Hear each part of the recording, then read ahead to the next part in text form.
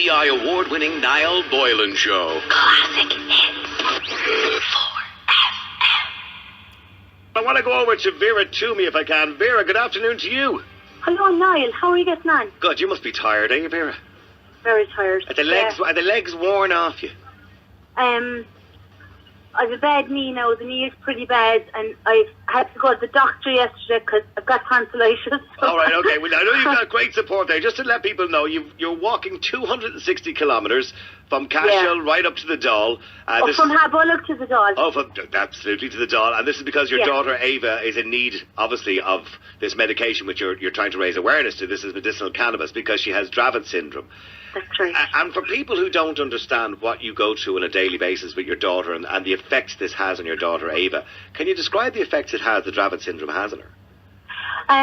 Dravet syndrome is a form of intractable epilepsy, which means it is a drug-resistant form of epilepsy. So it's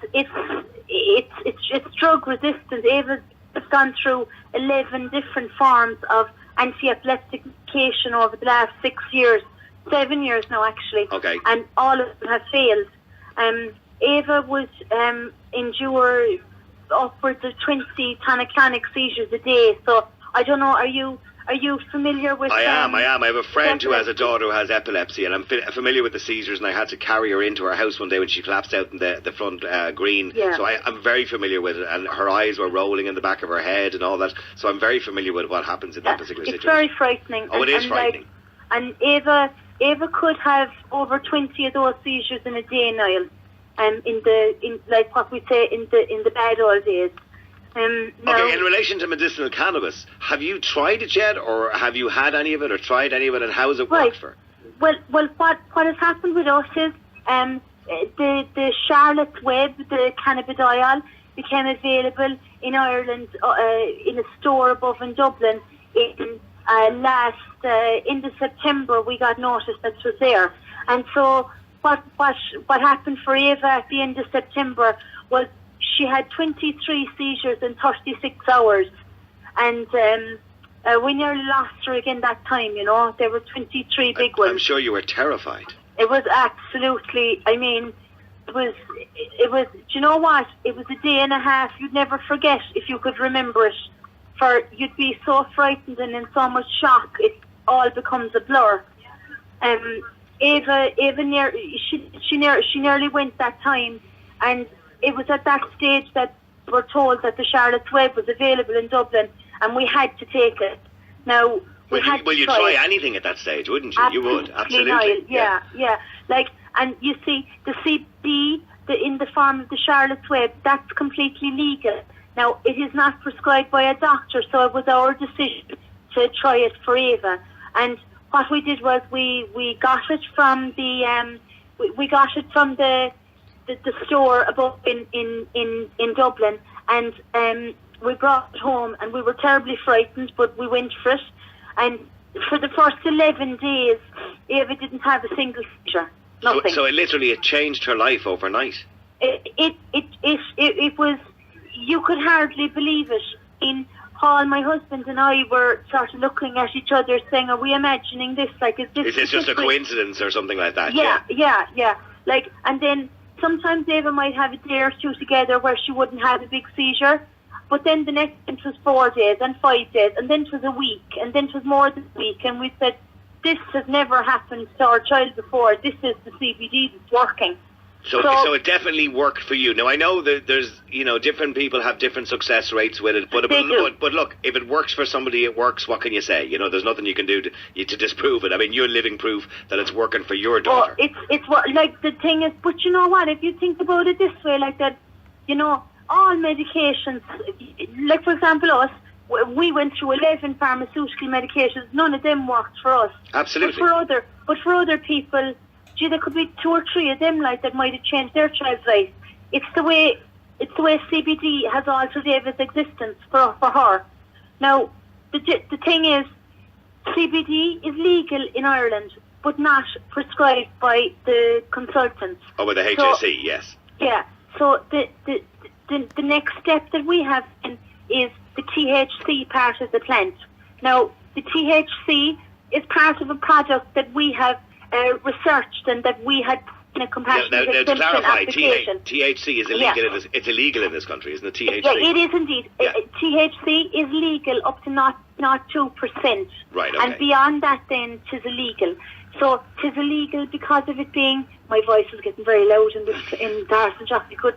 Yeah, the THC is legal up to 0.02%, and beyond that, it is not legal. Right. So you see, we have 2 paediatric neurologists supporting our daughter, and they have been absolutely astounded by the success that Ava has experienced, and they're thrilled for us and for her, but they cannot prescribe a product that contains THC. Have they brought that up with the Department of Health? Have they drawn attention to your case and the success rate, with using the THC? I mean, have they brought that up with the Department of Health and with Simon Harris? What has happened is that we put in a compassionate exemption application to the HSE. The HSE changed the requirements on 3 separate occasions for us. So last June, they wanted a paediatric neurologist to apply for it. I searched for the whole summer to try and get paediatric neurologists without success, unfortunately. And last November, after I commenced to walk to Dublin that time, I walked 23 miles that day to highlight Ava's situation. And believe me, I'm not a walker. You certainly are now, by the way. I know, but I can't believe you've just walked 260 kilometres or close enough to it at this stage. I mean, you're nearly there. We have to do it. Like it's life or death now for Ava. I'd feel bad driving that far. You know. Well, you should come down so and walk a bit of the way with me, and you'd feel much better. Well, I probably would feel a bit healthier. Yeah, I would. Do you want to come down for a half a mile of the road with me? You never know. I might do that. We'll talk about that after the show, and I might do that. All right. So when are you arriving at the doll? Pardon? When are you gonna? Next Tuesday. Next Tuesday. Next Tuesday. But we were joking there. I kind of forget now what I was saying. You're in relation to you looking for the neurologist to recommend it to the HSE. So, Simon, what's the next step, or what do you want Simon Harris and the HSE to do now? Well, you see, like the thing is, Andy Kenny stood up in the stall yesterday, and he said Vera Twomey needs to go and get a paediatric neurologist to prescribe this for her daughter. Well, I mean, Andy Kenny needs to realise that the paediatric neurologist rang Paul, my husband, and said to Paul, they're willing to go abroad to get training regarding the supervision of Ava with the medicinal cannabis. Because Ava's not the first, and she certainly won't be the last. Yeah. Oh, of course. Yeah. Sure, they're thrilled. Like, I mean, our Ava's teacher over in school she did a report to assist our application going into the HSE, and in that application, or in that report, I beg your pardon, she was able to say that Ava has made more progress since last October when she commenced the CBDI than she has done in school in the previous 2 years. So realistically, all we're looking for here is to get a neurologist trained, or some neurologist trained in using and prescribing this particular medicated marijuana, medicinal cannabis. Actually, no. There's a second. The training is not the difficulty. Like, the neurologists are willing to help us, and they're absolutely thrilled with Ava's improvement and her success.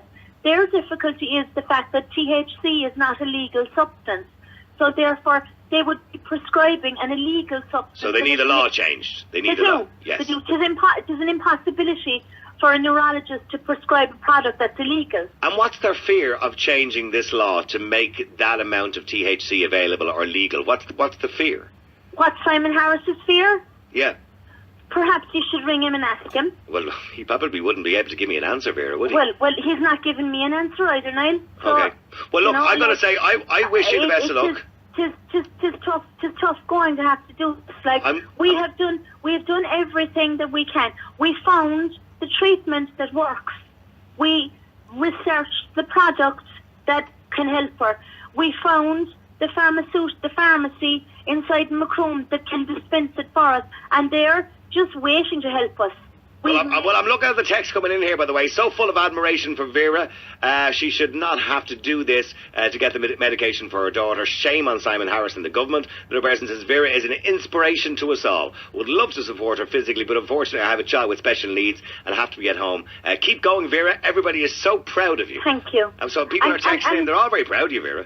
Thanks a million. That's fantastic. Do you know, if people don't sure, like, people have their kids and their work and their jobs, and you can't be dropping things to come out and go walking with me. If you can, absolutely. So where are you right now, Vera? Where are you right now? We had just arrived at the Horse and Jockey in Tipperary there, just as you rang. Okay, and so we're having some tea, and then we're going on to Littleton after that, and then, you know, we'll be going again tomorrow. But just to say, like, Paul and I are not inflexible. We're just ordinary people, and we want this solution or this issue resolved. And, like, we're willing to engage with them. But the thing is, there's no point in Indy Kinney and Simon Harris standing up above in the door and saying, Vera Twomey needs to get a neurologist. I have them. It's down to them now. The ball is in their court to change the law to allow to allow the doctors to help the people that have epilepsy or the MS or all of these other conditions. So you've basically done everything you can do at your end, and you're right, the ball is clearly in their court now. If they want to help you, all they need to do now is fix the law, change the law to allow you to progress a little bit further. Vera, you're an amazing person, Vera, and I know you have a huge crowd of people with you there at the moment, haven't you? Matt, there's about 50 of us here. Tell them all to give you a big cheer there. Go on, tell them all to give you a big cheer there. But we can't do that. There's other people eating. I don't know. In the Horse and Jockey. One second, I'll just see. Can we give a cheer? Some kind of a cheer. Right, give a cheer, so... All right, so you're all having a cup of tea in the Horse and Jockey in Tipperary as we speak. All right. Well, look, if anyone wants to go down and join Vera, or if you want to drop by, she should be in Littleton soon as well. You can watch. By the way, Vera, where can they track you if they want to see where you are? Oh yeah, well, I was just hoping I'd get a chance to say that. My Facebook page is Vera Twomey, but unfortunately it's reached its limit friend requests. Right. Okay. So you're a popular person. If you want to follow Ava's story, or my Facebook page is public anyway, so you can look at all the posts and everything there. But there's Hope for Ava. That's a Facebook page, and a lovely girl rang up and helped me out with that and set that up. So you can follow Ava's story there, but you can view everything anyway on Vera Twomey.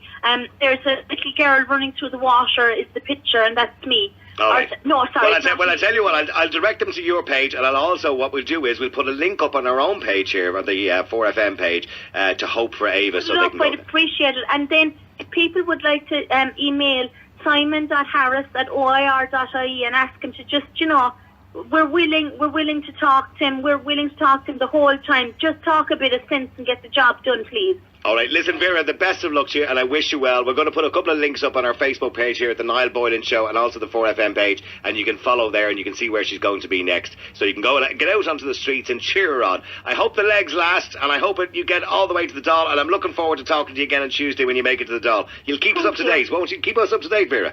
You can ring me anytime. Thanks so much. All right, Vera. Thanks very much indeed. All right, there you go. There's a wonderful woman and a great inspiration who's willing to do anything for her daughter, so much so that she's going to walk with her husband, Paul, 260 kilometres from her home right up to the doll, okay? And it's actually, she's a credit to everybody, isn't she, by doing something like that? The PPI